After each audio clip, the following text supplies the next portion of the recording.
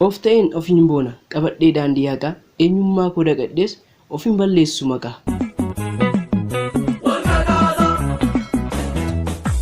Goota onneen sibiilaa biyya irraa cabsu horroo dhiira xiiqiin mootu gooticha baddaa horroo isa nafxanyaa ari'ee laga murmurceessisee danuu diina Oromoo afaan qabee teessisee ajajaa tokko malee goota biyya isaaf fiigu eelaa saba isaa baatee isa ofii itti fiigu isa hundeen buqqisee gamoo diinotaa diigu gooticha dirree kokor isa xiiqiidhaaf du'u isa saba isaaf jedhee hallayyaas boollas bu'u kan humnaaf harka hin laanne abishee loltuun kuma isa fardaan nafxanyaa laga ceessisutuma isa biyya isaa jaallatu lubbuu kan isaa caalchisee dilbii seenaa si keenye seenaa abbee nu dhaalchisee abishee seenaan faarsu goota biyya isaaf dhalate goobanaa gantuun suni diina waliin qalatte gootummaan kee tuufa du'a kee hin haalamu gantuudhaan du'a baddus seenaan kee hin faalamu dhiira kutannoo lolu oliif gadi fiigaa dhaloonni yaadannoo keef kunoo siif dhaabee siidaa aloonni yaadannoo keef kunoo siif dhaabee siidaa.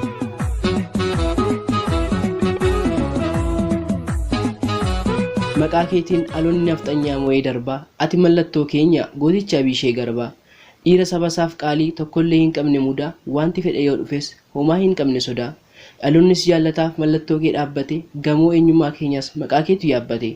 kanaafuu harka kaafnee seenaa kee labsina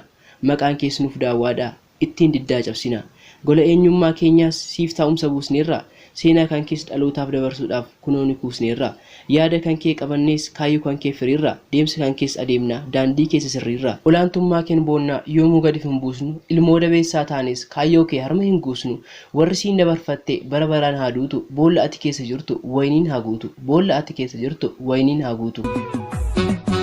Haqa karaarraa dabsee yoomuu hin barbaadu bu'aa dhugaa qabadhee deemeen kisaaree du'a of ta'een ofiin boona qabadhee daandii haqaa eenyummaa koo dagadhees ofiin balleessu maqaa. Dagadhee imaanaa koo galfata nyaadhee erbuu mana halagaa keessa mudhii qabadheen sirbu waa'ee kosnatu beekaa hulaaf daandii sirrii cireenan godhatiina halagaas ta'e firrii walorree baay'anneetu gargar facaane malee kaan aanaa taane kaanis godina taane malee eessayyuu yoo jiraatte Oromoon koo tokkuma eessayyuu yoo jiraatte Oromoon koo tokkuma.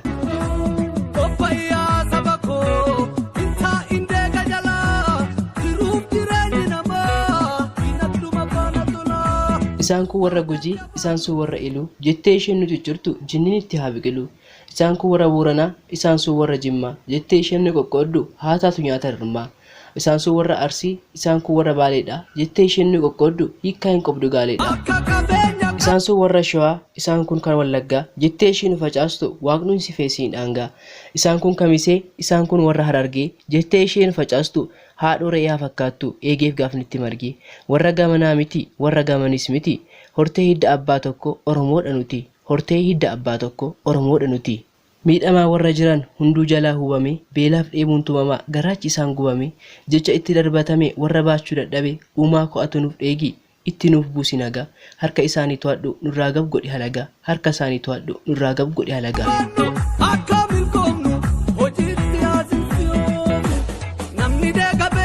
Ati ammayyuu achi jirtaa abjuu keessaa hin baane dhiisii qoodanii Oromoo bituun wayyaaneef iyyuu hin taane gadaa ganamaan bullaa ijaarsa sobaa diiga Oromoo kan tokko godhu siyaasa miti dhiiga Oromoo kan tokko godhu siyaasa miti dhiiga.